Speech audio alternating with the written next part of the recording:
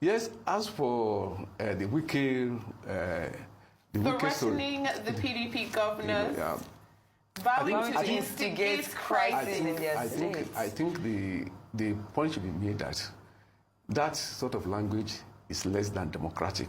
Yes.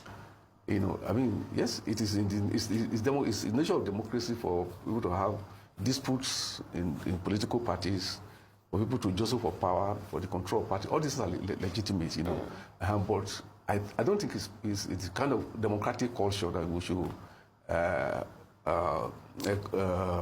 develop, you know, seen that by a politician who incidentally, you know, has been a two-time governor and now a minister, you know, of the Federal Republic, you know, to say that you will create crisis in the state, you know. So we say that, you know, creating crisis in any part of Nigeria, in any state at all, is not a democratic culture, you know. So why it is legitimate for Wike to struggle for the control of the party, to exert its influence, that is all within his rights. But I would just say that, you know, that it is important that while doing all this, you know, we should bear in mind that it is important to deepen the democratic culture, and that it should be reflected in the kind of statements, you know, that you know, politicians.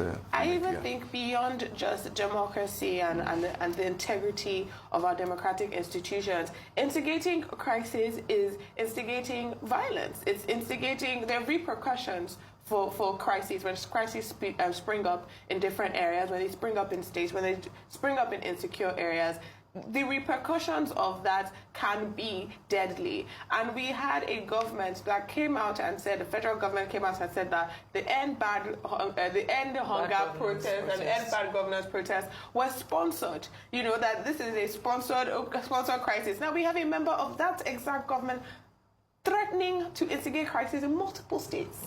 Multiple states of the Federation. No, and he's not been called to order by the federal government of which he is a member.